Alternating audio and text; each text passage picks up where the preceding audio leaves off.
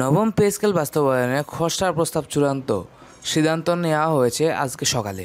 সরকারি চাকরিজীবীদের জন্য নতুন পে স্কেল নিয়ে আজ বৈঠক। শেষ পর্যন্ত বেতন কত হচ্ছে সেটা জানাবো আজকের ভিডিওটি শুরু করার পূর্বে বলতে চাই, যারা এখনো ভিডিওটি লাইক করেনি এখন এই ভিডিওটি লাইক করে দিয়ে নিচ থেকে চ্যানেলটি সাবস্ক্রাইব করে দিয়ে কমেন্টে জানিয়ে দিবেন কে কোথা থেকে ভিডিওটি দেখতেছেন। সরকারি চাকরিজীবীদের জন্য নতুন পে স্কেল প্রণয়ন নিয়ে আজ সোমবার 20 অক্টোবর অর্থ বিভাগের কর্মকর্তা কর্মচারী কল্যাণ সমিতির সঙ্গে পে কমিশনের গুরুত্বপূর্ণ বৈঠক অনুষ্ঠিত হচ্ছে। এই বৈঠকে উপস্থাপন করা হচ্ছে একটি প্রস্তাবিত বেতন কাঠামো, যেখানে সর্বনিম্ন বেতন 25,000 টাকা এবং সর্বোচ্চ 1,50,000 টাকা নির্ধারণের প্রস্তাব রয়েছে। গত বৃহস্পতিবার কল্যাণ সমিতির পক্ষ থেকে পে কমিশনে জমা দেওয়া প্রস্তাবে সাকুল্য বেতন কাঠামো প্রণয়নের প্রস্তাব রাখা হয়েছে। এই কাঠামোয় বিদ্যমান সব ভাতা ও অন্যান্য সুবিধা বাদ দিয়ে একটি একক পারিশ্রমিক কাঠামো চালুর কথা বলা হয়েছে, যা অনেক উন্নত ও উন্নয়নশীল দেশে বিদ্যমান। দুই ধরনের কাঠামোর প্রস্তাব।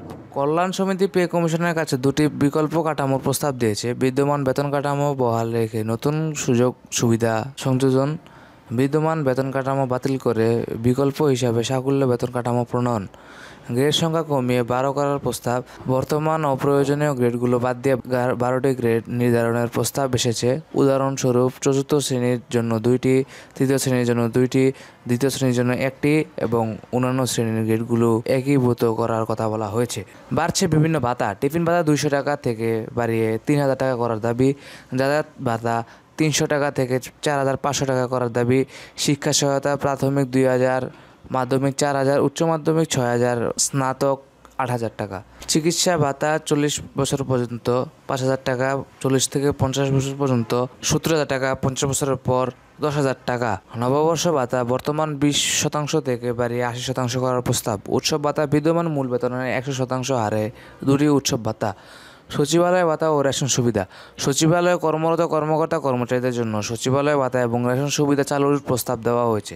সমিতির যুক্তি, এরা সরকারের নীতিগত কার্যক্রম বাস্তবায়নে মুখ্য ভূমিকা পালন করেন।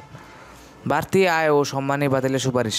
প্রস্তাবে বলা হয়েছে, বিভিন্ন সভা, প্রশিক্ষণ ও সেমিনারে অংশ নেওয়ার জন্য চাকরিজীবীরা যে সম্মানী বা ভাতা নিচ্ছেন তা নৈতিকভাবে গ্রহণযোগ্য নয়। এতে বছরের ব্যয় হচ্ছে প্রায় 1,000 কোটি টাকার অধিক, যা বাতিলের সুপারিশ করা হয়েছে। কর ও পেনশন ব্যবস্থায় পরিবর্তনের প্রস্তাব। সরকারি কর্মচারীদের আয়কর আওতায় এনে প্রদত্ত করের ভিত্তিতে নির্ধারিত বয়সের পর পেনশন চালুর প্রস্তাব এসেছে। একই সঙ্গে অতিরিক্ত কর্মঘণ্টার জন্য অতিরিক্ত পারিশ্রমিক দেওয়ার দাবি জানানো হয়েছে। বাস্তবায়নের সম্ভাব্য সময় অর্থ উপদেষ্টা ডক্টর সালাউদ্দিন আহমেদ জানিয়েছেন, পে কমিশনের গেজেট প্রকাশের ওপর বাস্তবায়ন নির্ভর করবে। সংশোধিত বাজেটে এ সংক্রান্ত অর্থ বরাদ্দ রাখা হবে এবং আগামী বছরের শুরুতেই নতুন কাঠামো কার্যকর হতে পারে। প্রস্তাব সংক্ষেপে, সর্বনিম্ন বেতন 25,000 টাকা, সর্বোচ্চ বেতন 1,50,000 টাকা, গ্রেড 12টি, বাড়ছে ভাতা ও সুবিধা, সাকুল্য বেতন কাঠামো চালুর সুপারিশ, সম্মানে অতিরিক্ত ভাতা বাতিলের প্রস্তাব। বাস্তবায়ন হতে পারে 2026-এর শুরু থেকে। তো এই ছিল আজকে পে স্কেলের সর্বশেষ আপডেট। এই ভিডিও থেকে সরকারি কর্মকর্তারা কী ভাবছেন তা আপনাদের মূল্যবান মতামত আমাদেরকে কমেন্ট করে জানিয়ে দিবেন, কারণ আপনাদের করা প্রতিটি মতামত আমাদের কাছে খুবই মূল্যবান। তো দেখা হচ্ছে পরবর্তী পে স্কেল লেটেস্ট আপডেট নিয়ে। ধন্যবাদ সবাইকে। আসসালামু আলাইকুম। আল্লাহ হাফেজ।